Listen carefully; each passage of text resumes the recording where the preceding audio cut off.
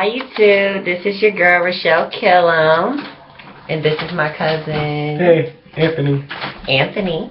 So, my chair, y'all. We came here today to explain the relationship between me and my cousin and what was his honest thoughts on my transition before we got tight and after we got tight and stuff like that. We're actually second cousins by blood, like we're close. Yeah. Like this. This is my baby. I've helped him with a lot, and I will continue my whole life until my last breath. Help him with whatever he needs and wants. So, but it's a long story. We wasn't originally there for a while. So, how do we start this off? Okay, I'm just ask you a question. When we first met, and see, he knew me before I transitioned too. I was always very girly and stuff, and people always mistook me for a biological female. Anyways, but what was your initial thoughts like when you first met me? Well, when I first met you, I really didn't see you a lot. I mean, I only seen you a couple of times because I'm really good friends with, well, she's my cousin, but I was really good. At the time, I didn't know we was cousins, but we was really good friends with her. I was friends with her sister. And I didn't really see Rochelle. Only time I see her is if we in public and her sister is with her. So, and my first thoughts was, I wasn't really into that transgender type stuff. I think it's because I never talked to. I don't know. I think that's what it is. I just never was into it. But when I saw Rochelle, I was like, I don't know about this. I think I'm gonna like her. I don't know. I'm kind of scared to talk to her because I don't know how she gonna be. So how was my before you actually got to know me, like before the first time you came over here for me to do your hair, what was your initial thoughts on me and how I carried myself as a person? Just being honest, why is it that you say that you were scared to talk to me? Well, I was scared because I didn't know. I never talked to, never associated, never did anything with a transgender person. So I was like, what if she is, what if she's manly, or what if she's feminine, masculine? I didn't know what to think. I really didn't know. I was so scared. That's why I never would come over here because I was scared to be. I'm just gonna be honest. I was scared to be around a transgender. I was scared to be around a transgender person. As most people are.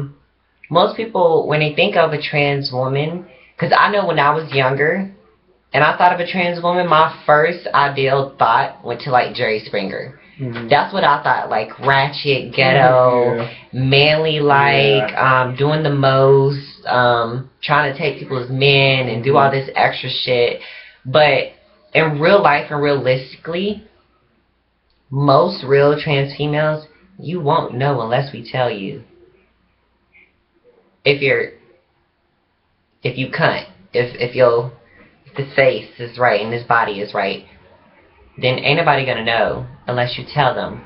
But I decided very early, probably during my senior year, that I would go ahead and just start transitioning then and keep it real, because if you can deal with it in high school, you can deal with it anywhere in life. So that's really when I started. I decided very early too that I wanted to be open about my transition, and I wanted everybody to know, and I wanted to be real about it, because hopefully it would help gays, lesbians, trans, bi, anybody who was going through a similar situation look at me and be like, you know what, if she's that strong to come out in high school and do this, if she's that strong to be in the public with this, I can go in the hood and chill with some hood ass niggas, and they know, and they don't give two fucks, because I keep my shit real. But so how did we initially link up in the first few times? And when we linked up, what was I doing, and what was your initial thoughts going on when we met? Okay. So the first time we linked up, when we actually like talked to each other, I think you had did my hair. Yeah, I think you had did my hair, and it was very awkward, very awkward because I was like, let me just get my hair done and leave. I don't want to talk to her. I just want to be silent the whole time while she's doing my hair. I didn't want it to associate with her. I just want her to do my hair. I give her the money and I leave. So that's how I was like. I was very nervous, very scared to say anything or do anything. Do out the way. I didn't want to do nothing out the way. I just wanted to be still, get my hair done, pay her, leave. But that's So like that first time, I had did his dread extensions. When I was doing your hair, I remember it was so hot in my room. yeah, So hot. so hot. We were dying. And I had a lot of family that was over at the time that was downstairs. We're up in my room. And I just remember thinking like he seemed so uncomfortable. And that is the last thing I want somebody to be around me. Because I'm usually a very high energetic person. I try to get people to, be comfortable and stuff like that. And it was weird. I was weird. I was feeling some type of way too because I'm like, this is my cousin. I don't want him to feel uncomfortable in my house. I think he loosened up throughout the night because he ended up staying the night. Yeah. We ended up falling asleep because my hands were so tired and I was so tired and I was needed. falling asleep. Yes, he was falling asleep as I was doing his hair and I was just like, you know what? I'm not cutting enough for this. Let's go to sleep. We get back to this in the morning. So, did you go to school to like have your hair done or? No, it was summertime. Oh, okay. Or did you go home and then come back? Oh yeah, I went home and then came back. Yeah. Yeah. So, that first time, you weren't really like comfortable with me, were you? Mm-hmm.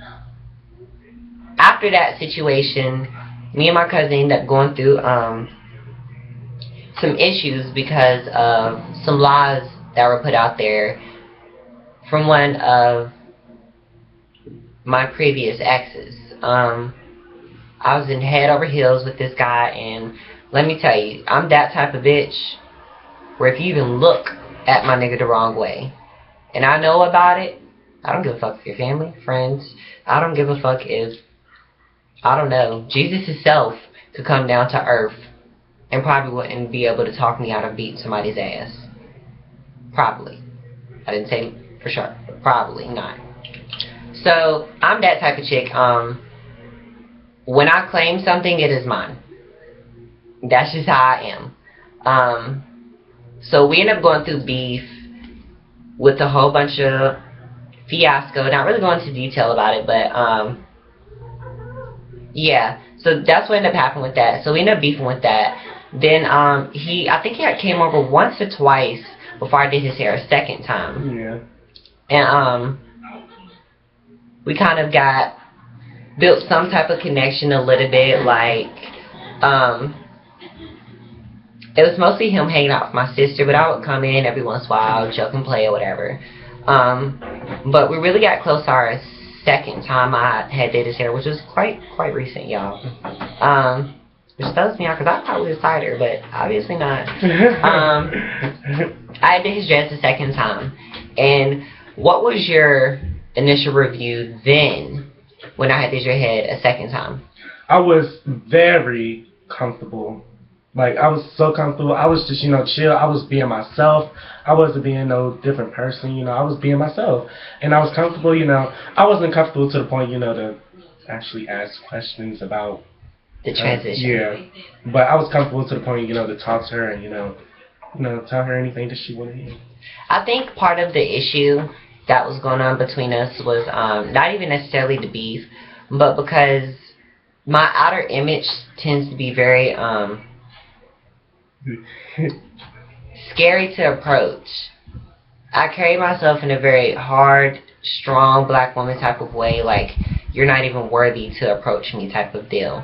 Because as a trans woman, I refuse to keep my head down. I refuse to feel sorry for myself and give myself a pity party. So, I think sometimes it's hard for people to come up to me I'm a very nice person. When you actually talk to me, it's the total opposite than what my image is. But I must maintain this image. So I think the second time he came over, I had like no makeup on. I think I had my bonnet on, had some shorts on. I was hot, sweaty. It was hot as hell downstairs. And I think it helped him realize, you know, okay, she's the person just like everyone else. Like, I remember in school, people would be so scared to approach me, not because of my transition, but because of the way I carried myself. I made sure I did a lot. Captain of cheerleading, captain of free dance company, SGA, NAACP. I was in everything there was to be in, so everybody knew me. And it was hard for people to come up to me, and I would never know unless somebody like my sister would come to me and be like, hey. And my sister would come to me and be like, hey, this person wants to talk to you. Scourge. Wait, Michael said what? Michael Simple. Anyway, so my sister would come up to me and be like, hey, you know, this girl wants her hair done by you, but she's scared to come up and talk to you. And I'm like, why? Well, after this happening so much, I just started to look at myself and be like, okay, maybe I should soften my attitude down some so I can be more approachable. So I think, like, the second time he came over, that was part of it. And if you don't mind me asking, but what is your sexual preference? Like, am I gay, bi, or straight? Yes. I'm bi, but I'm more attracted to. I'm more attracted to dudes. Okay. So that was part of my issue that I had with him, was because my whole life I've always been a strong type to be like, I'm gonna be real. I'm gonna do whatever the fuck I wanna do, and you know, anybody who doesn't accept it owes it a motherfucking well. So it irritated me that somebody that was related to me is so close, because for a while in the family I was the black sheep. I was like one of the only gays. And now I just learned my family, it's only 2 trans females in my whole family. So it irritated me that somebody so close to me in blood, because at the time you weren't out yet, were you? No. It irritated me that at the time he was not out, and I knew he was gay. He didn't have to tell me. When I first met him and he was like in 8th grade, I clocked it and I told my sister, and she was like, oh no, like she played in denial about it, and I was just like, okay. And I'm one of those type of females where it's like, if I know, don't try to play the image around me. If you're gay but you're on DL about it, fine, cool and dandy, but don't play it around me, because I'm gonna be like, what? Now, if you're around other people, whatever, I'm not going to put you on blast because it's not my business. However you decide you want to carry yourself in public, you do you. But if you're in my presence, in my house, you're going to keep shit real in my presence. So I think that was part of the issue, was that I was kind of like pressuring him a little bit, like to just be like, nigga, be real with at least me. And I think that's where some of the initial like dislike was coming from, was because he knew, I knew, but he wasn't ready yet, but I was ready for him. And it was just like, he was kind of getting irritated, like, okay, bitch, this is my life. So the second time he did come over, he was out. You were out. Yeah. Yeah, he was out by that time. I had talked to him, we had conversations prior to that, on how he could come out, and, you know, if he needed support and help, I would be there for that. Even if I had to come to his house and sit for that conversation, I would be there. And when he came out, things were a lot easier and a lot smoother. We could be real with each other on things. We could talk about dudes. We could talk about a lot of things. So, after... What exactly did you think of trans females? Even now, what is it before? Tell me before what you thought about trans females, and then tell me now what you think about trans females, and why, if it has switched, why has your opinion switched on it? Okay, before I thought trans females was just guys just dressing up as girls, you know, I was thinking about them, getting surgery. I wasn't thinking about the surgery part. I was just thinking about a guy dressing up as a girl. That's all I was thinking about before. And then afterwards, once I actually found out what a trans female is, I was like, oh, I think trans people are very brave because I. I don't know. I just think that now that trans people, anybody that will come out and say that they're trans, are very brave, like very, very brave. In the LGBT community, notice that T is very last. In the LGBT community, even in our own community, we are looked down on sometimes. Not sometimes, quite often. You hear a lot about gay rights. You hear a lot about lesbian rights. You hear a lot about bisexual people. But it's very rare that you hear a lot about trans women. It's very rare that you see us on the news. It's very rare that we are publicly open and successful. Because it is hard to wrap your mind around that you were born one sex, but you became another. Unfortunately, in today's society, they have built an image of us that is far from the truth.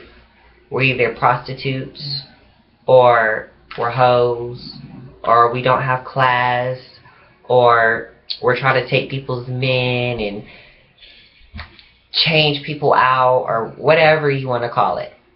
When realistically, most of us are not out because we know that it is going to be harder for us to be successful. Most of us, you do not know that we're transgender unless we tell you. Most of us are very successful if you haven't told anyone. I myself decided I was going to be open about it and be successful so that I can prove to other people, you can do this, and you can make money, and you can be happy. But yeah, that's the image, like as he said, that's the image that we tend to be given. And even in our own community, it's hard and it's a struggle, but, that's our life. So, what exactly do you know about trans females? Like now? Yeah. Okay. Well, now I know that trans females they're basically girls now. I mean, they're women now, and not a dude at all. Some of them can still be, they can still be a little bit, but they go. I know now that trans females is, I don't know. I was just, every time I think about trans females, I would just only think about one thing. I will always just think about the part with the surgery stuff. I will always think about that. I don't know why, but I always think about if they got this stuff cut off. I'll always think about that. That's the one thing I will always think about. Which is understandable. Mm-hmm. Right now I am a pre-op transsexual. I take hormones, so I ain't gonna show y'all my boobies, but that's where my babies come from, Crystal and Diamond. I really feel like Diamond is bigger than Crystal, but I talked to biological females and they said that that's normal. So I take hormones. It softens your skin. You get a little thicker.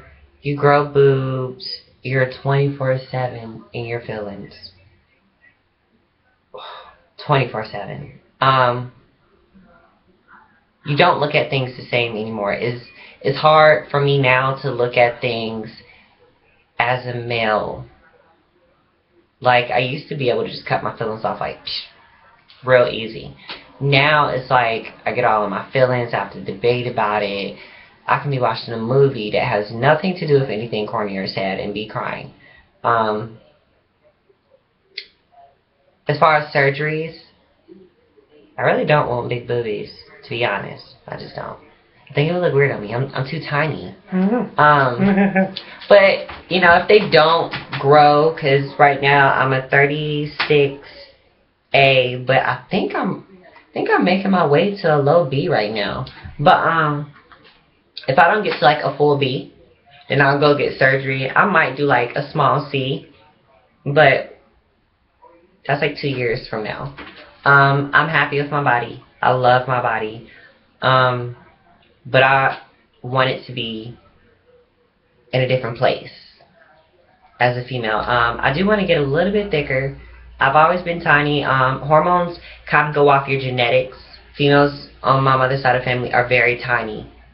Very, very tiny. They're tall and very lanky and bony. So I don't see myself getting very thick. I'll probably get a little thigh action there, but nothing really else. I mean, my boobs are bigger than my mother's, so but that's really that. So that is my cousin Tag. His name is Anthony. Go follow him on, what's your Instagram name? A3GS. A3GS. Just that. And do you have a Facebook? No. Okay. So A3 JS. Just like that. JS on Instagram. Go follow him. He's really, really fucking cool. He's sexy. All the niggas and bitches, come out. Come get you a piece. That's really it. It's your girl Rochelle Killam. Comment, subscribe, like, shit. If you want to dislike too. I love haters. Do what you have to do. Support and realize that trans women are women. Trans women do deserve to be somewhere in life, and we are not at the totem pole in the LGBT community. If anything, we are the strongest in the LGBT community because we go through the most struggle, physically, mentally, and emotionally, and shit, financially too. So, tranny rights. Have fun, you guys. It's your girl Rochelle Killam. Bye. Bye.